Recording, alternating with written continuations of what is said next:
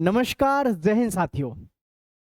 Railway group D 2026 में अगर आपने भी फॉर्म डाला है तो मैं आप सभी को बता दूं इसकी एग्जाम डेट को लेकर के, और साथ ही साथ बेहतरीन और शानदार स्कोर एक ही बार में कैसे कर सकते हैं आप। पिछली बार यानी कि जो भर्ती हुई थी 2022 वाली, इसी भर्ती में हमारा छोटा भाई सेलेक्ट हुआ था रेलवे ग्रुप डी में। देखिए, रेलवे ग्रुप डी कहने को ऐसे लगता है कि यार रेलवे ग्रुप डी इतनी छोटी जॉब, बहुत सारे लोगों को लगता है छोटी जॉब है, लेकिन जो लोग मिडिल फैमिली से बिलोंग करते हैं उनके लिए रेलवे ग्रुप डी तभी तक रेलवे ग्रुप डी है जब तक सिलेक्शन नहीं हो रहा है। रेलवे ग्रुप डी में सिलेक्शन होने के बाद ग्रुप डी नाम हट जाता है। एक ही चीज याद रहती है लोगों को, रेलवाई में है, सेंट्रल गवर्नमेंट की जॉब है। ठीक है, ध्यान रखना, आज का जो जमाना है वो सरकारी नौकरी का है मेरे भाई। तो सरकारी नौकरी अगर आपको ये लेनी है रेलवे ग्रुप डी की, तो ध्यान रखना, एग्जाम डेट सारा कुछ सब कुछ आपके सामने क्लियर है। मैं आप सभी को बताना चाहूंगा और ध्यान से देखिएगा। रेलवे ग्रुप डी में सबसे जो ज्यादा जरूरी चीजें हैं वो क्या क्या हैं, इन चीजों को देखिएगा। सेफ स्कोर कैसे करें, सबसे बड़ा क्वेश्चन है। जोन वाइज कट ऑफ क्या रहती है, जीके और साइंस में अच्छा स्कोर। सबसे ज्यादा मुसीबत का जो घर होता है वो क्या होता है, जीके और साइंस का होता है ना। जीके और साइंस का क्यों? क्योंकि जीके में आपने देखा अभी भर्ती में टोटल क्या भर दिया था, करंट, लेकिन वास्तविकता यह है कि जीके और साइंस की बात करें अगर हम किसमें, रेलवे ग्रुप डी में, तो वो बहुत लिमिटेड है। बहुत लिमिटेड का मतलब बहुत ज्यादा नहीं है, छोटा सा, थोड़ा सा इसको है सारा खेल।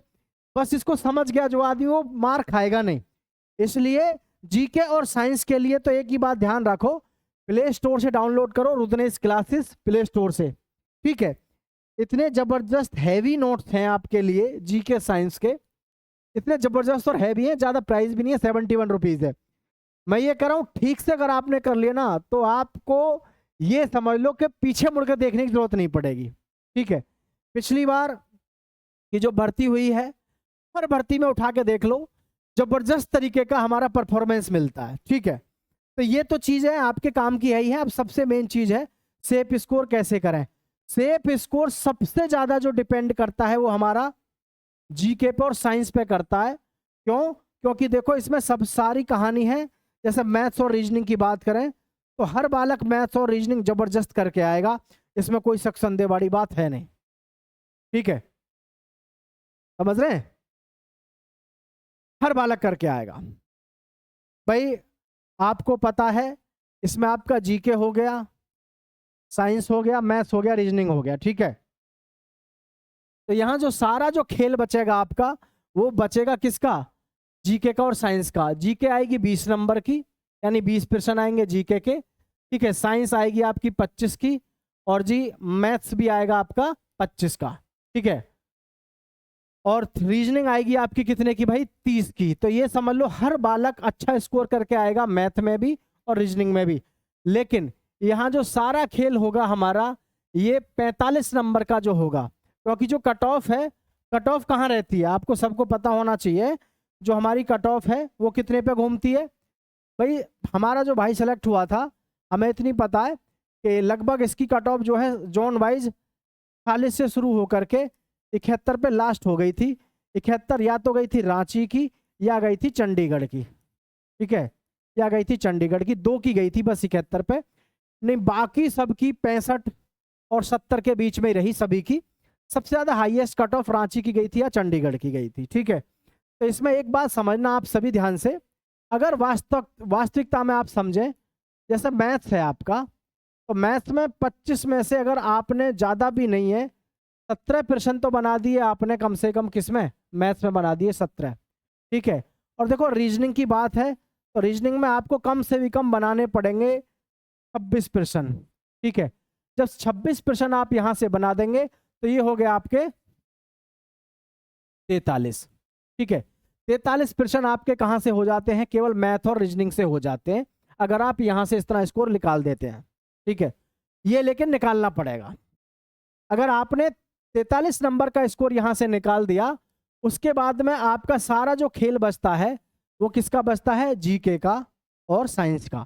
अब प्रॉब्लम क्या आती है, जीके साइंस में आप पढ़ते क्या हो, यूट्यूब की दुनिया है, लोग आपको क्या पढ़ा रहे हैं, अबाल बबाल ज्यादा। कोई यूपी पुलिस का पकड़ा दे रहा है, कोई दिल्ली पुलिस के नोट्स पकड़ा दे रहा है, कोई एसएससी जीडी के, और बोल दे रहा है भैया पढ़ो ना रेलवे ग्रुप डी पास हो जाएगा। लेकिन सच्चाई बात यह है कि आपका जीके और साइंस ऐसा सिलेबस अगर हमारा हो कि जी इससे बाहर कुछ जाएगा ही नहीं, ठीक है, इससे बाहर कुछ जाएगा ही नहीं। और यहाँ पर अभी हमें 75% पर पहुंचने के लिए थोड़ा सा ध्यान से देखें तो आपके पास में यहाँ वर्तमान में अगर यहाँ पर आप देखें 75 के लिए तो 32% चाहिए, है ना भाई, 32% और चाहिए। 75 में से अगर आप 43 निकाल देते हैं तो आपको 32% चाहिए। अब 32% कैसे हल हो, तो 32% हल होने का यही तरीका है, ये आपका ये जो मटेरियल है, ठीक है, ये मटेरियल आपका ऐसा होना चाहिए एकदम शानदार दमदार होना चाहिए, जिसमें से करंट भी पूरी फंसे, जीके भी पूरी फंसे, मतलब पूरा पेपर फंसना चाहिए। वो बात अलग है, आप याद करके गए ना गए वो चीज़ अलग है, लेकिन पेपर पूरा फंसना चाहिए। तो पूरा पेपर फंसाने के लिए मैं आपको यही कहूँगा, आप सीधा डाउनलोड करो रुद्रनेश क्लासेस प्ले स्टोर से, और वहाँ से जा करके आप बढ़िया से इसकी PDF को डाउनलोड कर लो अच्छे से और उसको पढ़ो भाई, ठीक है, आपका समझ लो काम हो जाएगा, कोई दिक्कत आने वाली है नहीं।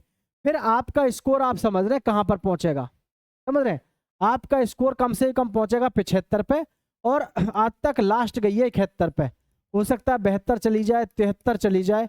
आप अपने दिमाग में सेफ स्कोर 75 का रखो, आप 75 का रखो, है ना। और एक चीज और ध्यान रखना सभी साथी, रेलवे ग्रुप डी में जब 100% आप देखोगे, जैसे जीके में, साइंस में, मैथ्स में और रीजनिंग में, एक बात और मेरी याद रखना, क्या, कि ये गलती मत कर देना कि पेपर में हर एक सब्जेक्ट में आपको 5-5, 6-6 प्रश्न आपको ऐसे मिलेंगे कि यार ये तो बहुत इजी है। इनको देख के आप हॉपलेस मत हो जाना कि पेपर बहुत इजी है। रेलवे ग्रुप डी में सबसे बड़ा लफड़ा एक ये भी होता है कि बहुत सारे बच्चे इस चीज़ में ही खो जाते हैं, अरे यार इतना ज़बरदस्त मतलब आसान पेपर है। पेपर आसान कभी नहीं होता रेलवे ग्रुप डी का, सिर्फ एक तुम्हें डिस्ट्रैक्ट करने का एक ये तरीका होता है कि जो बच्चा बहुत ज़्यादा जल्दबाजी करने वाला होता है वो यहीं पे फेल हो जाता है, ये सोच के कि ले भाई मौज हो गई और पेपर तो बहुत ईजी आया, जबकि पेपर कोई ईजी नहीं होता।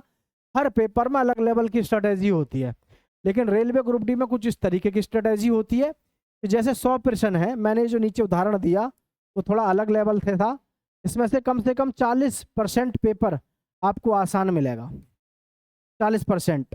और जो मेहनती बालक है वो भी कई बार मार खा जाता है इस चीज़ को देख के कि यार पेपर बहुत आसान है, तेरा तो पेपर हो गया। तो ये गलती आपको बिल्कुल नहीं करनी है, संयम के साथ में आपको धैर्य के साथ में पेपर देना है, ठीक है। अब मैं यहाँ आपको सारी चीज़ें क्लियर कर देता हूँ, जैसे कि एग्ज़ाम डेट को लेकर के। तो देखो अभी हमारा जैसे 15 जून हो गया, ठीक है, 15 जून से आपको अभी 15 जुलाई तक का और वेट करना है, ठीक है, 15 जुलाई तक का वेट करना है। और आपका जो एग्ज़ाम लगेगा वो अगस्त और सितंबर में आपका एग्ज़ाम कंडक्ट हो जाएगा, ठीक है, अगस्त सितंबर में आपका एग्ज़ाम लग जाएगा। इसीलिए अभी से अपनी तैयारी करो। और एक बात और बताऊं, रेलवे ग्रुप डी एक ऐसा एग्ज़ाम है, अगर कोई सही तरीके से 3 महीना लग के तैयारी कर ले और ठीक ठाक सिलेबस पढ़ ले, ठीक है, ठीक ठाक सिलेबस का मतलब है अबाल बबाल तो पढ़ो मत, ठीक ठाक चीज़ों को पढ़ लो अगर आप, तो समझ लो आपका उद्धार हो जाएगा, ठीक।